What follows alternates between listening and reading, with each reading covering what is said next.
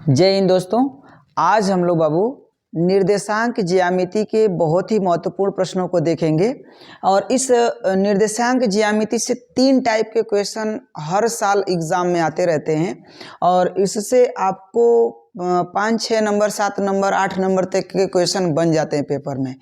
तो चलिए देखते हैं कि वो कौन कौन से टाइप के क्वेश्चन आते हैं आपके एग्जाम में। काफ़ी महत्वपूर्ण प्रश्न होते हैं बाबू, ठीक है। तो चलिए इसमें हमने पहला क्वेश्चन लिया है जो आपको दूरी ज्ञात करने के लिए पूछा जाता है। तो देखो दूरी कैसे निकालते हैं और निर्देशांक ज्यामिति का कॉन्सेप्ट थोड़ा सा समझ लेना मेरे भाई। देखो ये y अक्ष होता है और ये x अक्ष होता है, ठीक है। ये ऋणात्मक होता है, इस बिंदु से इधर ऋणात्मक, इधर का हिस्सा ऋणात्मक होता है।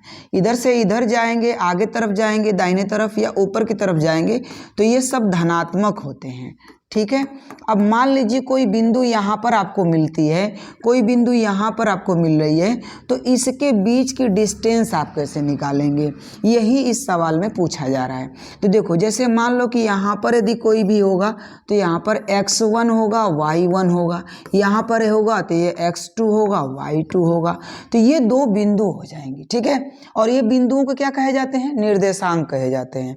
ये बात ध्यान रखना बाबू। अच्छा, एक बात और भी ध्यान रखना यहाँ पर कि ये जो बिंदु होती है यहाँ पर दोनों धनात्मक निर्देशांक होते हैं।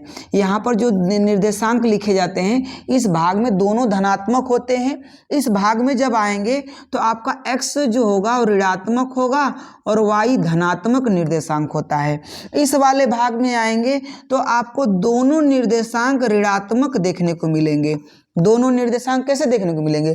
ऋणात्मक। और इसमें क्या होगा तो आपका y निर्देशांक जो होगा वो धनात्मक होगा, और नहीं सॉरी y जो होगा ऋणात्मक होगा और x जो होगा वो धनात्मक होगा। तो इस बात को आप बिल्कुल ध्यान रखिएगा कि यदि इस तरीके की बिंदु दी गई हैं तो वो किस भाग में है, ठीक है। क्योंकि इस पर भी एक क्वेश्चन पूछा गया है कि किस भाग में धनात्मक आएगा निर्देशांक, किस में ऋणात्मक आएगा। तो ये आप जरूर ध्यान में रखिएगा। अब आते हैं हम लोग प्रश्न पर कि यह दूरी, बीच की दूरी निकालनी है तो इसके लिए क्या करना है आपको। तो सबसे पहले बाबू इसका एक फार्मूला होता है दूरी निकालने के लिए। दूरी निकालने के लिए फार्मूला क्या है कि x2 माइनस x1 का होल स्क्वायर प्लस दूसरे में आप लिखेंगे y2 माइनस y1 का होल स्क्वायर। अब चलिए, अब समस्या ये होगी कि इसमें x1 और y1 कौन है, x2 y2 कौन है। तो यहाँ पर ही देखिए, लिख लीजिए यहाँ पर x1 बराबर होगा -2, y1 बराबर हो जाएगा -2। यानी यहाँ पर x2 आपका कौन सा होगा बाबू, तो ये 4 हो जाएगा और y2 आपका क्या होगा तो 2 हो जाएगा। अब वैल्यू को यहाँ पर पुट कर दीजिए। वैल्यू को पुट करेंगे आप तो x2 आपका कितना है तो 4 है, तो 4 और माइनस चिन्ह लगा लीजिए, फिर माइनस इसमें भी है तो 2 बार माइनस है तो इसलिए इसको ब्रैकेट में घेर दीजिए और होल का स्क्वायर कर दीजिए। प्लस y2 आपको लेना है तो y2 आपका हो जाएगा 2 और माइनस का चिन्ह माइनस लगाइए, फिर यहाँ पर भी माइनस है तो इस तरीके से आप होल स्क्वायर कर दीजिए, ठीक है। चलिए अब इसको हम लोग इसको ब्रैकेट से बाहर निकालेंगे तो माइनस माइनस प्लस हो जाएगा और 4 और 2 6 हो जाएगा। तो यहाँ पर लिखेंगे हम बाबू 6 का स्क्वायर प्लस यहाँ पर देखिए माइनस माइनस प्लस, तो ये 4 का होल स्क्वायर। अब इसको यदि हम लोग सॉल्व करेंगे तो ये हो जाएगा 36 और ये हो जाएगा आपका 16। दोनों को जोड़ेंगे बाबू तो ये आ जाएगा आपका 52, ठीक है। और इसको यदि हम लिखना चाहें तो ऐसे थोड़ा तोड़ के लिख दीजिए 4 गुणे 13। क्यों? क्योंकि 4 जो है पूर्ण वर्ग संख्या के रूप में होता है, तो पूर्ण वर्ग जो संख्या होती है वो बाहर निकल जाएगी और जिसका पूर्ण वर्ग नहीं बनेगा वो अंदर हो जाएगा। तो ये हो जाएगा बाबू इकाई, ठीक है। इतना आप ध्यान रखिएगा, ठीक। तो 2 कड़ी में 13 इकाई क्या होगा, 2 बिंदु के बीच की दूरी हो जाएगी। चलिए अब अगले प्रश्न पर हम लोग बात करेंगे बाबू। नेक्स्ट प्रश्न आपका क्या है, तो नेक्स्ट प्रश्न यहाँ पर दिया हुआ है क्षेत्रफल से संबंधित। क्षेत्रफल से संबंधित में अब आपसे पूछ क्या रहा है बाबू, कह रहा है कि ये जो बिंदुएं हैं इनका आपको क्षेत्रफल निकालना है। अब देखो हो सकता है कि बिंदु एक यहाँ पर हो, एक बिंदु यहाँ पर हो, एक बिंदु यहाँ पर हो। यदि तीनों बिंदुओं को हम मिलाएंगे तो एक त्रिभुज बन जाएगा, बनेगा। अब जैसे एक त्रिभुज बनेगा तो एक एरिया कवर हो जाएगा। यहाँ पर देखिएगा तो ए का मान यदि हम देखें, यहाँ पर ए जो बिंदु है इसका मान कितना दिया है, तो 1,5 दिया है। बी कितना दिया है बाबू, तो बी बिंदु दिया है -2 और -3 दिया है। और सी जो दिया है वो कितना है, तो 4, -1 दे दिया है। ठीक है, अब यहाँ पर आप x1 x2 लिख लीजिए। ठीक है, x1 और यहाँ पर हो जाएगा y1 x2 y2 x3 y3। ठीक है, अब चलिए यहाँ पर क्षेत्रफल का फार्मूला हम लोग लगाते हैं। तो देखिएगा इसका क्षेत्रफल का फार्मूला क्या होता है बाबू, 1/2 और ब्रैकेट बड़ा वाला बना लीजिए। देखिए x1 यदि आप यहाँ पर लिखते हैं, यहाँ पर इसका x1 होता है और ब्रैकेट में क्या करना है बाबू, अब ये बिंदु छोड़ देना। अब आपको आना है यहाँ पर, तो देखो x तो यहाँ पर लिखना है y2 और y3, यानी y2 - y3 लिखना है।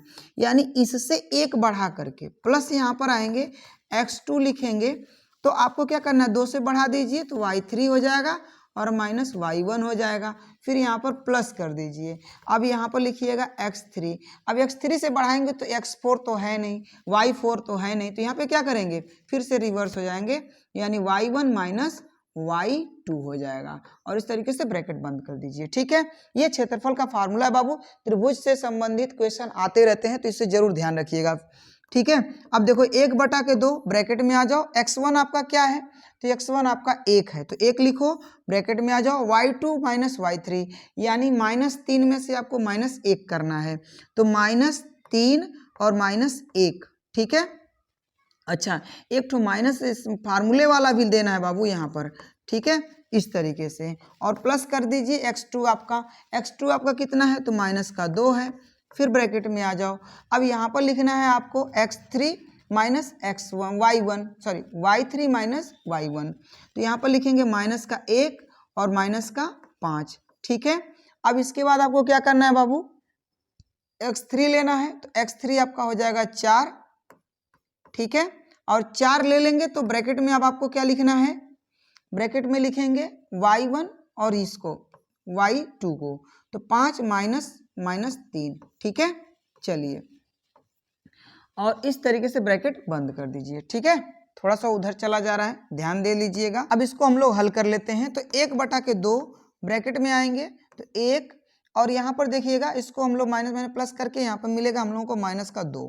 ठीक है, प्लस अब इसको देखिएगा तो -6 हो जाएगा और -6 का -2 में गुणा करेंगे तो ये भी प्लस की वैल्यू हो जाएगी, 6 दूना के 12 और वो हो जाएगा भैया माइनस प्लस 5 3 8 8 चौको 32 हो जाएगा। ठीक है, चलिए अब इसका गुणा करेंगे तो आपको क्या देखने को मिलेगा, यहाँ पर मिलेगा आपको -2 और 12 और 32 हो जाएगा 44।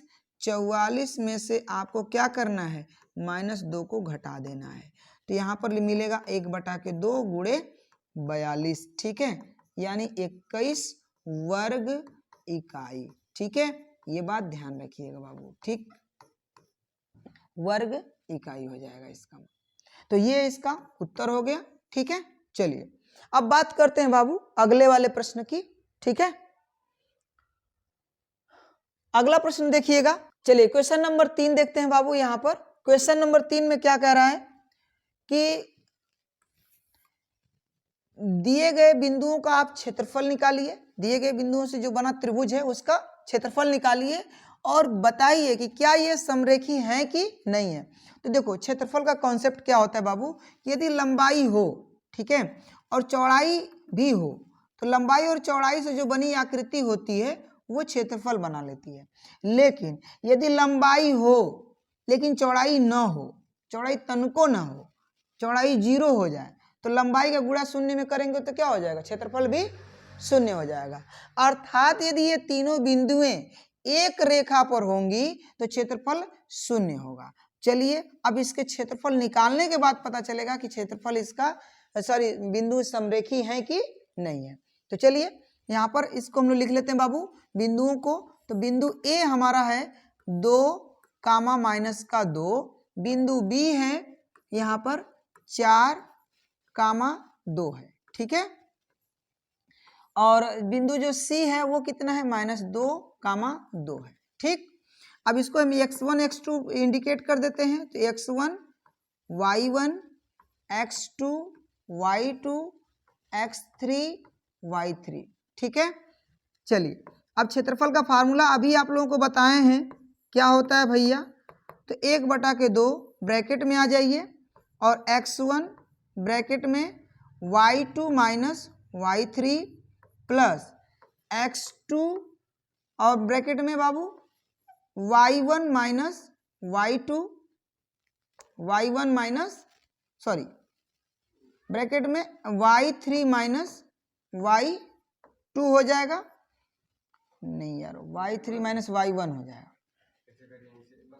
हाँ यही से।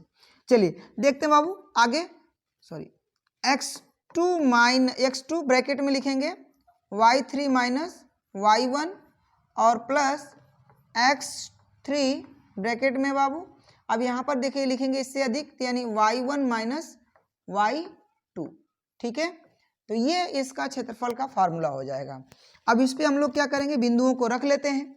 बिंदु को रखेंगे तो 1/2 x1 हम लोग रखेंगे तो 2 मिलेगा और ब्रैकेट में आएंगे y2 यानी 2 और y3 यहाँ पर भी 2 है, ठीक है, प्लस x2 हमारा कितना है तो ये हो जाएगा 4 और इसके बाद y3 तो 2 यहाँ पर लिखेंगे, y1 कितना है बाबू तो माइनस में 2 है तो यहाँ पर लिखेंगे -2, ठीक है।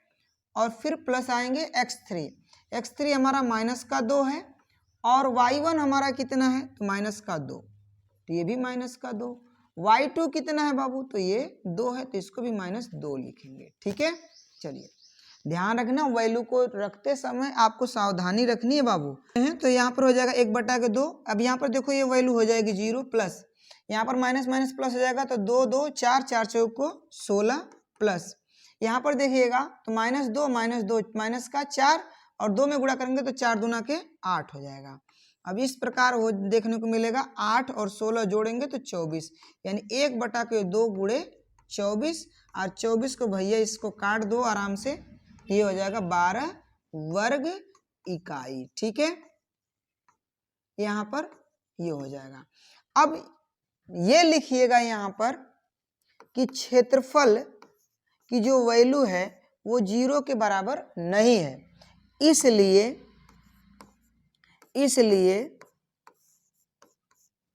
बिंदुएं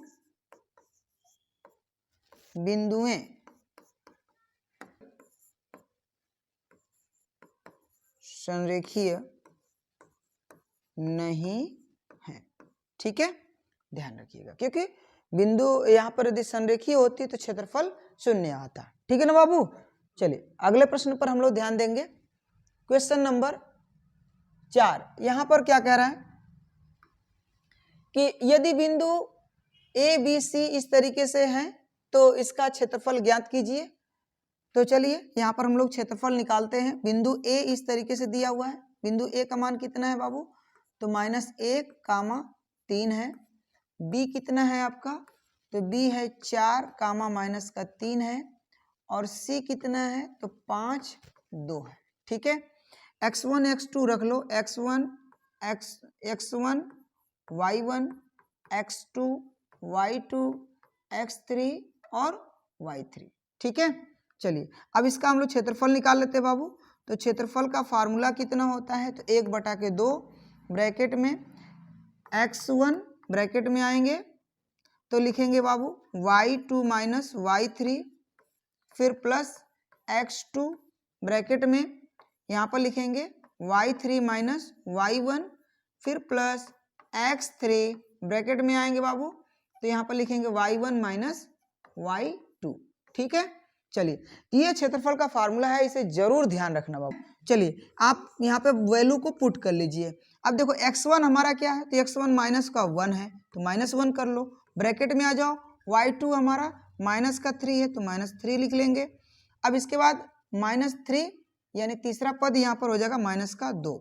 ठीक है, ब्रैकेट बंद कर दो। यहाँ पर क्या लिखेंगे बाबू, प्लस, अभी x2 हमारा कितना है, तो x2 हमारा हो जाएगा 4, ब्रैकेट में आएंगे। y3 हमारा कितना है, तो 2 हो जाएगा, और y1 हमारा कितना है, तो यहाँ पर हो जाएगा माइनस का 3। ठीक है, चलिए यहाँ पर देखिए बाबू, x3 हमारा क्या है, तो 5, और y1 की जगह पे हम लोग लिखेंगे 3, और y2 हमारा कितना है, तो माइनस का 3 है। तो इस तरीके से इसको वैल्यू को पुट करेंगे। ध्यान रखिएगा, सवाल जो फार्मूला है, फार्मूले पर वैल्यू को रखते समय गलती ना करिए, क्योंकि यदि यहाँ पर गलत कर देंगे तो आपका आंसर भी गलत आ जाएगा। ठीक है, तो चलिए यहाँ पर ध्यान दीजिए, 1/2। अब देखो माइनस का 1 है, और इसको यदि हम लोग जोड़ेंगे तो कितना हो जाएगा, माइनस माइनस 3 2 5, और 5 का इसमें गुणा करेंगे तो ये हो जाएगा प्लस का ही 5 मिलेगा। ठीक है, ये हो जाएगा प्लस का 5, और इसका देखिएगा जब घटाएंगे तो बाबू तो माइनस का 1 मिलेगा, और इसमें यदि 4 से गुणा करेंगे तो ये हो जाएगा माइनस का 4। ठीक है, अब इस पे आ जाइए, तो यहाँ पर प्लस, और प्लस प्लस यहाँ पर माइनस माइनस प्लस हो जाएगा, और 3 3 6, 6 5 30। ठीक है, अब देखो यहाँ पर लिख लेना 1/2 ब्रैकेट में। अब यहाँ पर देखो 5 और 30 जोड़ेंगे तो 35, 35 में से 4 घटा देंगे तो क्या मिलेगा, 31। ठीक है, और 31 बटा के आएगा बाबू 2, या इसको हम लोग लिख सकते हैं 15.5 वर्ग इकाई। ठीक है, तो इस तरीके से आप क्षेत्रफल को भी निकाल सकते हैं। ठीक है ना, ये क्षेत्रफल निकालने का तरीका है। देखो मैंने ये दूसरा क्वेश्चन आपको क्षेत्रफल निकालने के लिए बता दिया है। ठीक है, अब चलो अगले प्रश्न पर हम लोग बात करेंगे। यहाँ पर देखिए क्या कह रहा है, क्वेश्चन दिया है फिर से दूरी निकालने के लिए। अब दूरी निकालने के लिए मैं बार बार मैं नहीं निकालूंगा, ये आप लोगों के लिए होमवर्क रहेगा। ठीक है, ये आप लोगों के लिए होमवर्क रहेगा, और इसे आप लोग करके लाएंगे। ठीक है, अब देखिएगा क्वेश्चन नंबर अगला, यहाँ पर देखिए इसमें भी क्या दिया हो बाबू, तो इसमें भी त्रिभुज का क्षेत्रफल निकालना है। ठीक है, तो ये 2 क्वेश्चन आप लोगों को होमवर्क के रूप में रहेंगे। अब आगे देखिए, ये क्वेश्चन दिया हुआ है, कह रहा है कि जांच कीजिए कि इसका संरेखी है कि नहीं है, त्रिभुज के क्षेत्रफल विधि का प्रयोग करिए। तो ये भी क्वेश्चन आपके लिए क्या रहेगा, होमवर्क रहेगा। ये तीनों क्वेश्चन आप लोगों के लिए होमवर्क रहेगा। 2 क्षेत्रफल से संबंधित है और 1 दूरी से संबंधित है।